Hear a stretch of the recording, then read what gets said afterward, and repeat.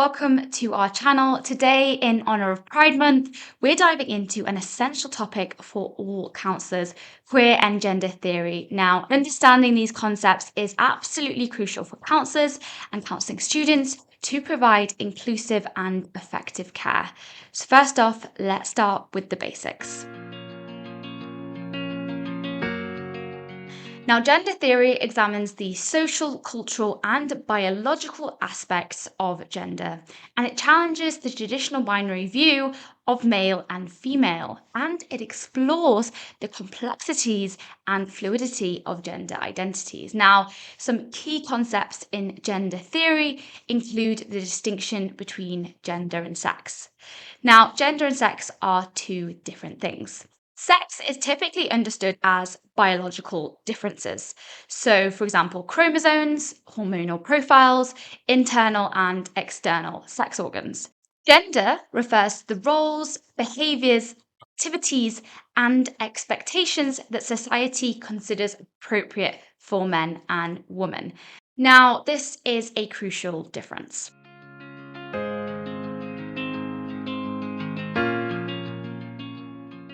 Next, we have gender identity. Now, this is a personal conception of oneself as male, female, blend of both, or neither. Now, it can align with or differ from the sex assigned at birth.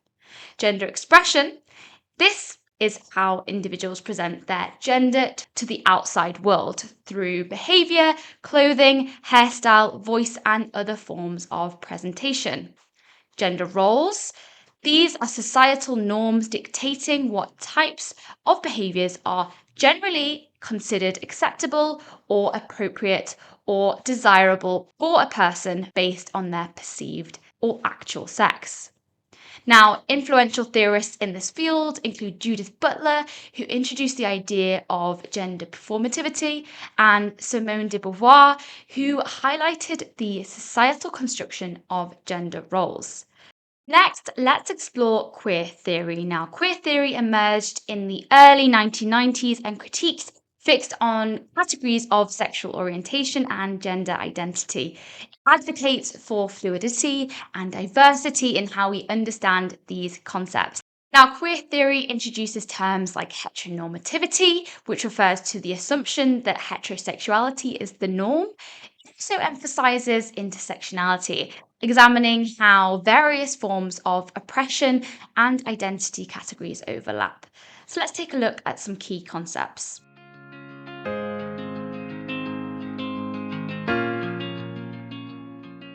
Well, the term queerness, originally a derogatory term, queer, has been reclaimed by some LGBTQ plus individuals and activists to describe non-normative sexualities and gender identities. Queer theory views queerness as a rejection of traditional categories and an embrace of fluid identities. Heteronormativity. This concept refers to the assumption, like I mentioned, that heterosexuality is the norm or default sexual orientation. Queer theory critiques and challenges the privileging of heterosexual relationships and identities. Intersectionality. So, queer theory often intersects with other critical theories, such as feminist theory or race theory, to examine how different forms of oppression and identity categories overlap and interact. Now, key contributors include Eve Koskowski-Sedgwick and Judith Butler, who challenge normative structures and promote diverse identities. Now we're going to take a look at understanding sexual and gender identities. So let's break down some sexual identity and gender identities. Now, sexual identity refers to how individuals perceive their sexual orientation. Now, this includes heterosexuality, homosexuality, bisexuality, pansexuality, asexuality, demisexuality, and queer identities. So let's take a look at these in detail. So first of all, we have heterosexual, which is straight, attraction to individuals of the opposite sex. Then we have homosexual, which is gay or lesbian, and this is attraction to individuals of the same sex. Bisexual, which is attraction to both rather men and women. Pansexual, attraction to individuals regardless of their gender identity or biological sex. Asexual, which is a lack of sexual attraction to others. Though asexual individuals may still have romantic attractions, known as romantic orientation. Demisexual, sexual attraction that only occurs when a strong emotional bond is present. Now, queer, like I've mentioned, is a broad and inclusive term that can encompass a range of non heteronormative sexual orientations. So, some people use queer to describe a fluid or undefined sexual orientation. Gender identity, on the other hand, is a personal sense of being male, female, both or neither, or somewhere along the gender spectrum. Now, this includes identities such as cisgender, transgender, non binary, genderqueer, gender fluid, agender, bigender, and two spirit. So, let's take a look at these. So we have cisgender, a person whose gender identity aligns with the sex that they were assigned at birth. So, for example, a person who was assigned female at birth who identifies as a woman. Transgender, a person whose gender identities differ from the sex they were assigned at birth. So, for example, a person assigned male at birth who identifies as a woman. Non binary, a gender identity that doesn't fit within the traditional binary of male and female. Non binary people may identify as a mix of both genders, neither, or something else entirely. Gender queer, so this is similar to non binary. This term encompasses a variety of gender identities that are not exclusively male or female and often conveys a sense of conformity to traditional gender norms. Gender fluid, a gender identity that may change or shift over time. A person might feel more masculine at times and more feminine at others. Agender, a person who identifies as having no gender or being gender neutral. Bigender, a person who identifies as having two genders, either simultaneously or switching between them. Two spirit. Now, this is a term used by some indigenous cultures in North America to describe a person who embodies both masculine and feminine qualities. Now, it is culturally specific identity with spiritual and social roles. Now, understanding these distinctions between genders is crucial. Now, sexual identity versus gender identity. So, sexual identity relates to someone who someone is attracted to, whereas gender identity relates to one's own sense of being male, female, or neither, or somewhere along the gender spectrum. Now, sexual identity is about relationships and attraction, while gender identity is about personal identity and self perception. Now, intersection and are also important concepts within gender and queer theory. So, both sexual and gender identities can be fluid, meaning they can change over time. So, some people might find that their understanding and experience of their own sexual orientation or gender identity evolves as they grow and explore different aspects of themselves. Next, let's take a look at what it means to be transgender.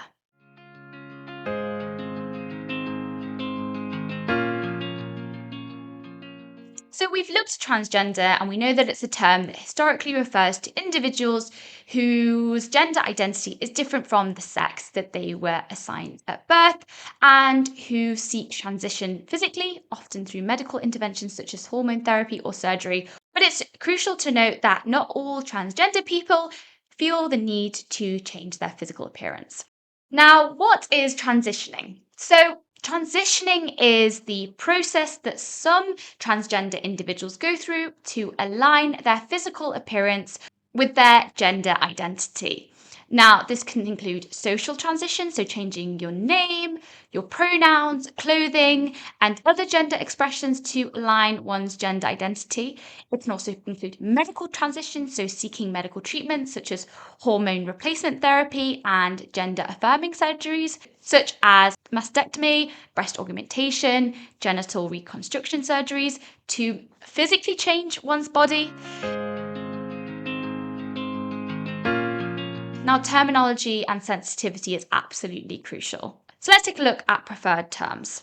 Many people now prefer the term transgender as opposed to transsexual as it's more inclusive and focuses on gender identity rather than medical aspects. Transsexual can be seen as too focusing heavily on medical transition and is sometimes viewed as pathologizing. Now, respect and pronouns is a crucial thing to look at as well. So it's important to respect individuals' preferred terms and pronouns. Not all transgender individuals choose or can afford to undergo medical transitions, and their gender identity is valid regardless of physical changes. So if someone identifies as she, her, use those pronouns. If someone identifies as they, them, use those pronouns. The list goes on. So why is this all important for counsellors and counselling students? Providing inclusive and affirming care. Clients need to feel safe and understood in a counselling environment, and knowledge of gender and sexual identities helps counsellors create a non judgmental and inclusive space where clients can openly discuss their experiences and challenges. Now, recognizing and affirming clients' identities validates their experiences and promotes their mental health and well-being, of course. Now, affirmation includes using correct names and pronouns and respecting each client's self identified gender and sexual orientation, addressing specific needs. Now, clients who are transgender, non binary, or identify with other diverse sexual orientations often face unique challenges such as discrimination, stigma, and identity related stress. Now, counsellors knowledgeable in these areas can help better address these specific issues. Now, for transgender clients, counsellors can provide critical support during social, medical, and legal transitions. Now, this includes offering guidance, resources, and emotional support, enhancing therapeutic outcomes. Now, knowledgeable counsellors are better equipped to build trust and rapport with clients. This is essential for effective therapy, as clients are more likely to be engaged and to open up in sessions where they feel understood. Understanding the nuances of gender and sexual identities allows counsellors to tailor interventions to the specific needs of each client. This can lead to more effective and relevant therapeutic strategies. Promoting mental health.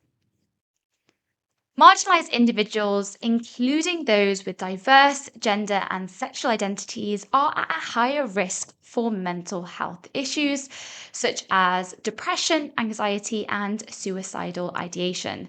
Now, informed counsellors can work to mitigate these risks through supportive and knowledgeable care.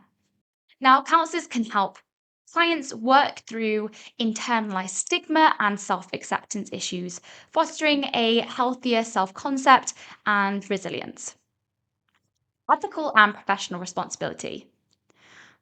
Not least, professional ethical guidelines often include the need for cultural competence and respect for diversity. Understanding gender and sexual identities is part and parcel of fulfilling these ethical responsibilities. Now, it's crucial counsellors pursue ongoing education and training in these areas relevant to their clients' needs, which includes gender and sexual diversity, advocacy, and social justice. Crucially, counsellors can play a crucial role in advocating for the rights and well-being of clients with diverse gender and sexual identities. Now, this can involve supporting clients in navigating systemic barriers and advocating for policy changes. Educating others, including colleagues and the wider community, about gender and sexual diversity contributes to a more inclusive and understanding society. So, what can counsellors do to improve their practice? Firstly, education and training. Engage in continuous professional development through workshops, seminars, and courses focused on gender and sexual diversity. Now, here at Strand Connect, we have a CPD subscription where you can access all of our live seminars and on which we have a number of relevant seminars to these topics. Stay informed by reading current literature, research, and books on gender theory, queer theory, and the experiences of LGBTQ+ individuals. Now, we have a post with some top book recommendations linked in the description below. It's also important to develop cultural competence. So, reflect on any personal biases and assumptions and really work to challenge and overcome these. It's also important to seek supervision and consultation. So, regularly consult with more experienced colleagues or supervisors when working with clients whose experiences are outside of one's personal expertise. Use inclusive language in all communications and documents. So, ensure intake forms and other paperwork allows clients to self identify their gender and sexual orientation. Now, you can also create a welcoming environment with visible signs of support, such as LGBTQ affirming materials, posters, and resources. Also, have a list of supportive resources such as LGBTQ plus support groups, legal aid, and medical professionals knowledgeable in gender affirming care. Finally, recognize when a client's needs are beyond your expertise and refer them to appropriate specialists. Understanding gender and queer theory is essential for counsellors as it allows counsellors to provide competent and ethical and effective care. Now, by continually educating yourself and advocating for your clients, you can contribute to a more inclusive and just society. Now, thanks for watching. If you found this video helpful, please like, comment, and subscribe for more content. See you next time.